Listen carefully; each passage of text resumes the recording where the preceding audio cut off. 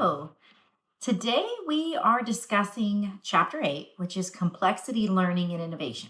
So we'll discuss how organizations learn, how we all learn a little bit differently, and how we can understand that complexity, try to work to develop different processes and tools to support organizational learning and encourage innovation in our health systems. So, first of all, we all learn differently. And I think we know that. We all have different approaches to learning. For example, if we relate our experiences to the content, we're more likely to retain it. This is a picture of a marathon. I love to run marathons. I love to talk about running. For me, if I'm able to tie a piece of information to a hobby or an experience, I retain it better. I also retain information better if I hear it. We all have different learning preferences, and we all grow and develop and plan our approach to organizational development a little bit different, both personally as we develop our own individual development plans and as we work to develop and work with our employees. Now, storytelling is a powerful element of what we do as educators in health systems. And most of us, you may not be an educator, but you do work likely changing perspectives, sharing information. That is educating. And so I'm linking in this short story from the Harvard School of Business about storytelling and why it's so effective with helping us link concepts together and really retain information, right? Tie some sort of emotional significance to it. Now, our lecture today, we've got three key themes. We're going to talk about, again, complexity, how complex health systems are, how organizational learning is really important. With so much complexity, we need to grow and change and evolve, and that we expect to make mistakes. That's part of innovation. That's part of the nuanced nature of the health system. Now, when I say a healthcare system is complex, the way your textbook describes it is really actually quite eloquent. They say that organizations are dynamic, nonlinear systems that operate at the edge of chaos. And I believe that, absolutely. Quite often we have days where, depending on how we manage our work processes, depending on how anxious we get, it feels like there's a little bit of chaos in our space. So we've got a lot of different products that we offer in health systems. So if you have a cancer center and a burn center and different services being rendered, all of those require focused expertise. What do you do if one of your managers isn't there that day, right? So quite often we have to realize how many components are interacting and how much everyone has to be present and really on their A game in order for these complex systems to function accordingly. Now, we have this interconnectedness and this non-linearity, right? It's not always straightforward. It's not in a straight line, but it's also very dynamic. So in addition to being complex, you may have many patients, many needs. The health system is also frequently changing. The policy landscape is changing. So we use this term quite often in a lot of the courses that I teach, and a lot of the textbooks use this term dynamic complexity. The idea dynamic meaning always changing, complex meaning increasingly complicated, which is a little different from changing, but we've got both. Now, we may experience really, really small changes in a law, a policy, something that isn't perceived as a big deal that has ripple effects that are massive. And that's part of the dynamic complexity as well. We have to adjust to those changes. We have to regroup. We have to be adaptive. And I can think of several examples in my career where maybe a funding mechanism shifted. The way that we're compensated for services might change, and it might require a whole new set of processes be put in place by October 1st for the new Medicare fiscal year. So there's a lot of that we see in our health systems. Now, one part of learning and growth is feedback. And so I don't know if you've ever had a day that started out not so good and then it got better, then it wasn't so great, right? Lots of different things are happening at once. Maybe you have, maybe you get a speeding ticket, heaven forbid, something bad happens. And then later on in the day, you reconnect with an old friend, you have a beautiful dinner, you have a good experience. Combinatorial complexity, lots of combinations, means lots of experiences in our lives.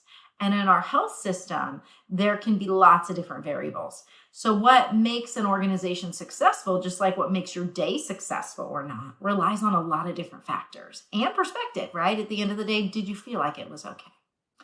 So that combinatorial, meaning combinations, complexity, means that all of these elements have to align. Now, when we think about feedback, there's these feedback loops. Our behavior organizationally creates these outcomes. And sometimes the feedback, we receive it immediately. Sometimes 9 months from now, we find out we did something wrong or something impacted the community in a certain way.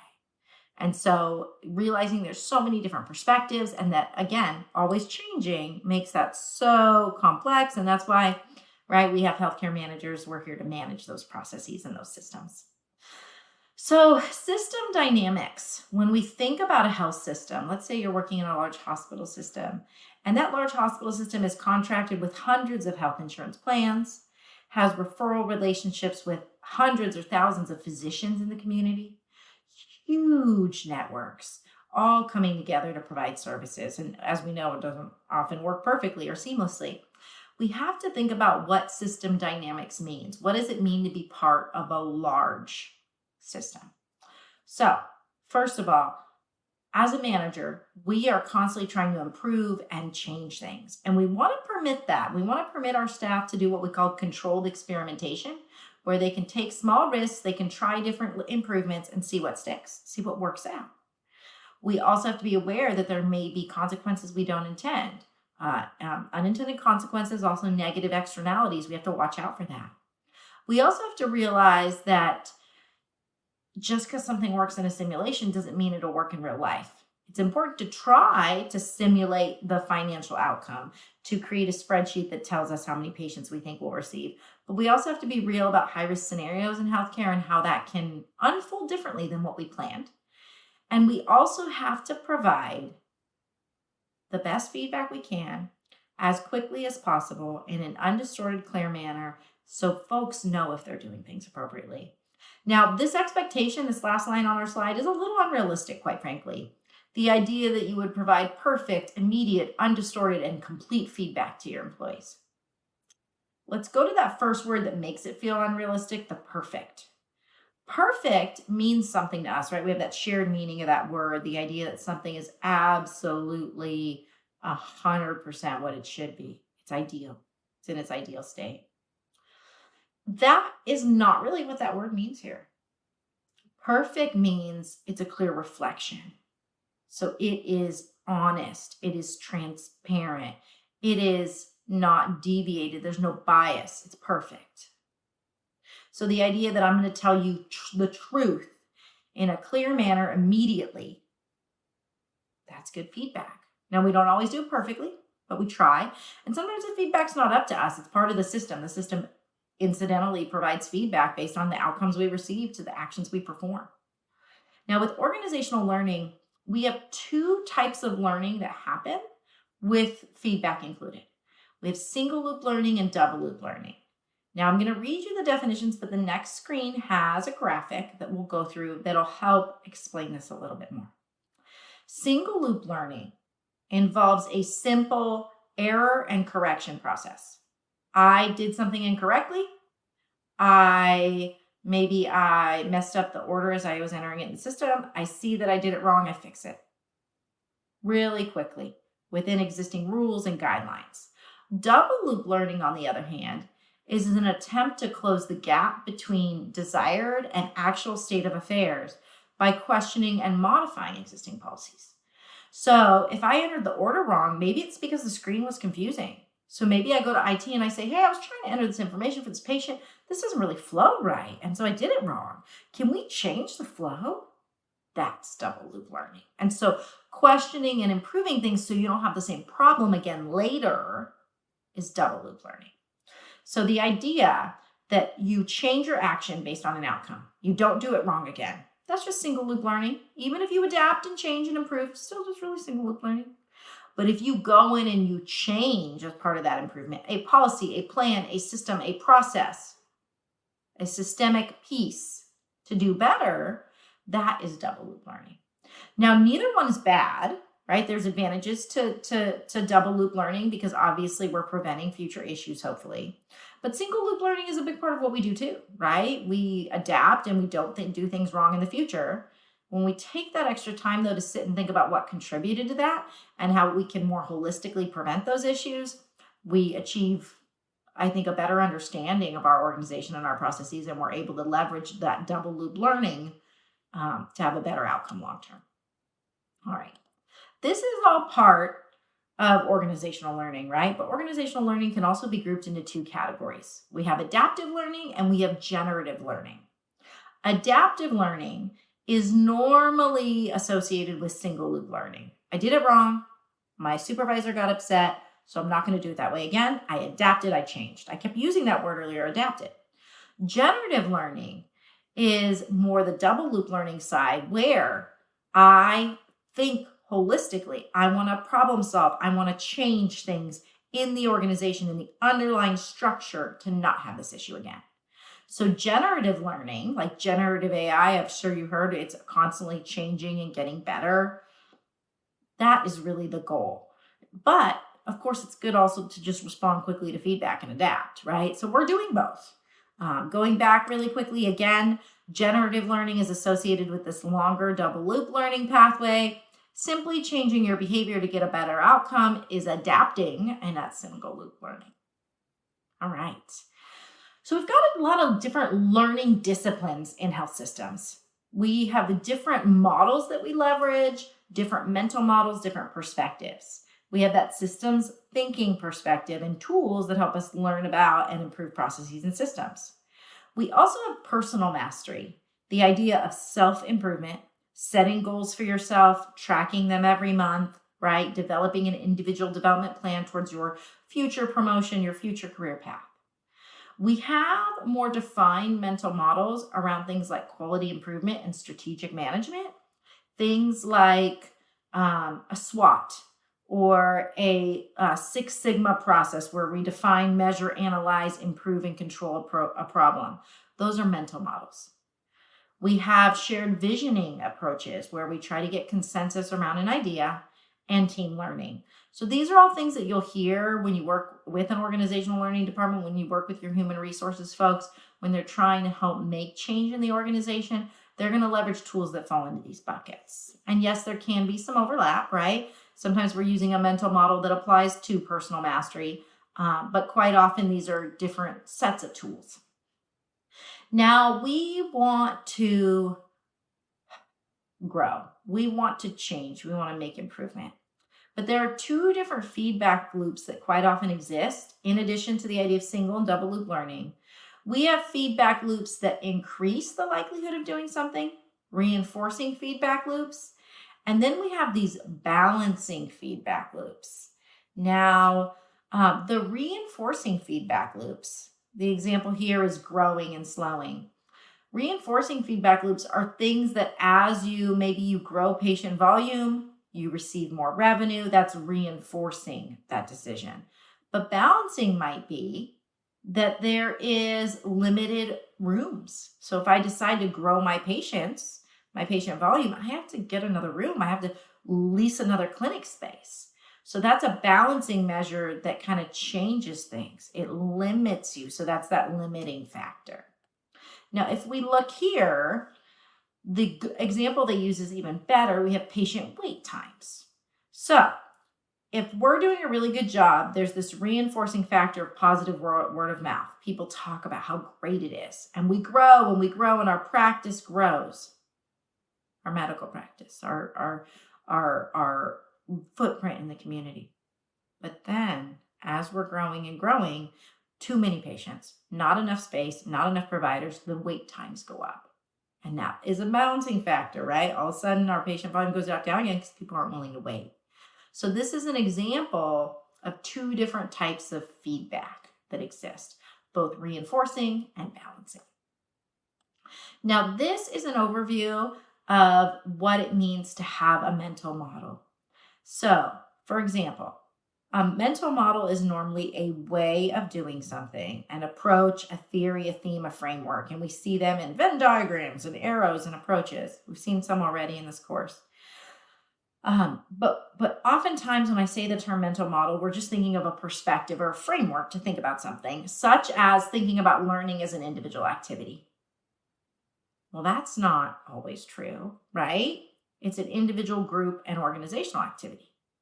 Is it a linear process where we just get better? No, it's cyclical. We get feedback, we reinterpret, we refine, we try again, right? So this is pointing out some of the fallacies or the misunderstandings or misconceptions about learning, and how we may realize that old school repetition, for example, or just detecting and fixing our errors is not the best way to learn.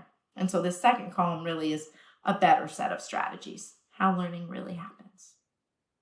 Okay, so there are limits with organizational learning. We can only work with the information we're provided, and we have to realize that we routinely may engage in unscientific reasoning, meaning we misunderstand a communication.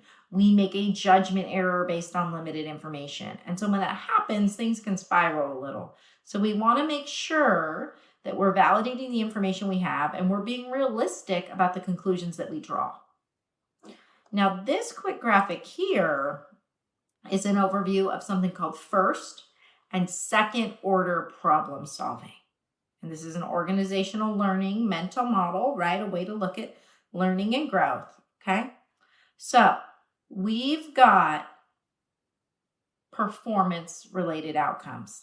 And so what impacts whether or not somebody does a good job with the work that they're doing? And so you'll notice that we've got at the very top here an effort to solve a problem or do your work. And that is influenced by a couple things. It's influenced by how much individual vigilance you have, how conscientious you are and concerned about doing a good job, right? How concerned you are about efficiency or speed, and how empowered you are, right? So that's part of that process. And then whether or not you're effective the first time leads to whether or not you're gratified, whether or not you feel good about your effort. If it doesn't work out, your second effort might be influenced by management support, psychological safety, the ability to try again and take risks, whether or not the organization responds. And if you fail or have barriers as you go around this circle, you may end up on this second loop on the outside experiencing burnout. And so the idea that the way that we think about our first effort to solve a problem is based on whether or not we really care to solve it, whether or not we're vigilant, whether or not we have time and energy, whether or not we're in a hurry, whether or not we feel empowered to solve it. And then if we're not successful, our second effort to solve the problem is influenced by whether or not management supports us in spending time on that, and whether or not we feel like we have the psychological safety to take risks. So this is just one approach to think about whether or not employees spend time going back and trying to do maybe some of that double loop learning. Now, not all learning has to involve huge changes in processes, right? But quite often it does. And so innovation is a big piece of that. Not all learning involves innovation, but all innovation involves some sort of growth and learning, right? By definition. Innovation refers to the idea, practice, or object that is perceived as new by an individual or other unit adopting it. Learning, developing, adopting something new. And as a verb, we refer to the act or process of innovating, meaning bringing in. The innovator is the person bringing in the product, not the adopter adopting it. Now, innovation is often framed as this good thing. And I am very pro-innovation, I must say. I have that pro-innovation bias quite often where I think it's good for the economy. It's good for us to learn and grow and try new technologies. But we have to be real that not all innovations are beneficial. Not every impact of social media and my cell phone is beneficial. Some are, not all. So we have to be real, and we also have to be real about how much effort it takes to innovate. There's no formula. That's another fallacy. Innovation is a very complex, messy affair, and sometimes just because something's new, we want to like it more. We call it the halo effect. For example, a new medication comes on the market and we're like, I want to try that one. It's new, special. They say it's amazing. Well, it hasn't been tested as long as some of the other medications, so maybe it's not appropriate, right? Maybe that we shouldn't have that bias just because something's new, it's better. Innovation is certainly not linear, but there are stages we're going to talk about starting on the next slide. And so while it involves walking through certain stages, sometimes we stop and restart. Sometimes we skip a step a little bit. So I want to emphasize that. The innovation journey involves distributing ideas. And quite often we set it up like it's a process, a very linear process, because that's the way our brains work, right, at times. But if you look at the order of steps here, you'll see that it's not always perfectly clear. And these steps can be resequenced, there can be a restart, or they can take different amounts of time. So these are terms to keep in mind. If I ask you about innovation, if there's a question on maybe your quiz or your exam about innovation, these are terms that tie to a specific piece of that process. Genesis is the idea development stage. Very unpredictable events. It's brand new. We're just talking and developing the idea, which is different. And I know I kept using the word develop, so I apologize, is different from development, which is where intense work begins to develop a product or service. Once the work starts happening to make it happen, that's different from thinking through. And again, I want to use the word development, but crafting that idea. The idea stage, Genesis, is different from the development of the product or service. And then, of course, we have termination. The implementation, if it didn't work out, right, eventually it terminates. So we develop, and then we, of course, roll it out, right? But termination is the implementation or cessation of innovation. So even if we get it out in the community, the innovation's terminated, right? Like we're done innovating. It's now part of normal practice. It's part of normal offerings, products, services. And so the end of that effort to both genesis and develop is called termination.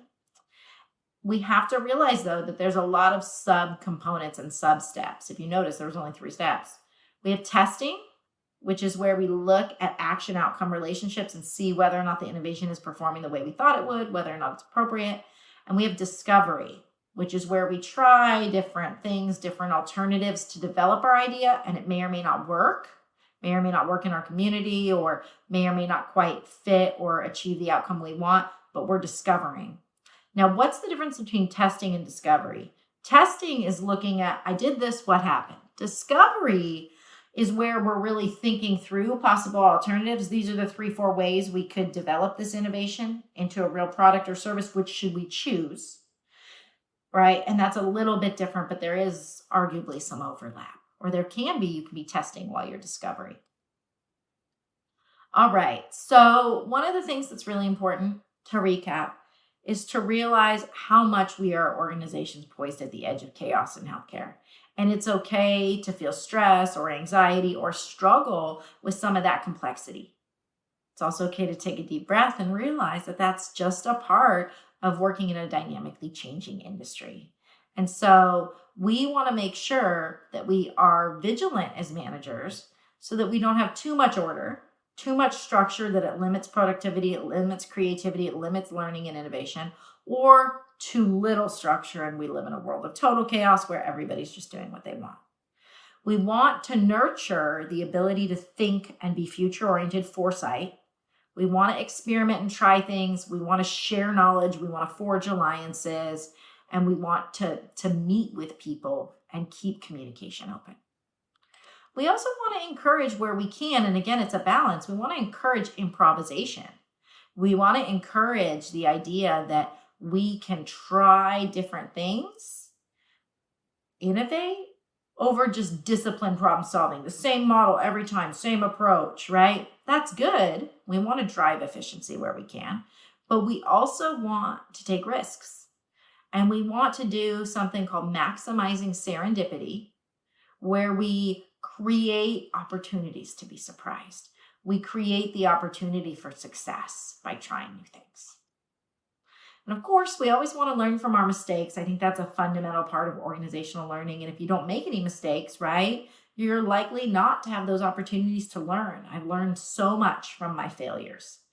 Early on in my career, if you would have said that to me, I would have felt like it wasn't a super meaningful statement. I wouldn't have felt like, okay, yeah, you're just making me feel better about the fact that I messed up. No. Having made mistakes and seen them play out, I now know and can better anticipate those failures. I can see when something is starting to turn into maybe something that won't be as productive or contribute as much utility or value for the organization, and I can adapt. So we want to realize that it's not just about accident prevention, it's about a full life cycle of learning when something bad happens, when something accidentally goes wrong. And of course, realizing that we want to work with successful team members, but part of being successful means you've learned from your mistakes. You're willing to accept feedback and input. You're willing to take on a challenge and do so in a way that you're creating a climate where risk taking to some extent and psychological safety are present. All right. Well, I hope this short overview was helpful. I love the opportunity to share. So thank you for letting me have an opportunity to share on this topic. Have a great week.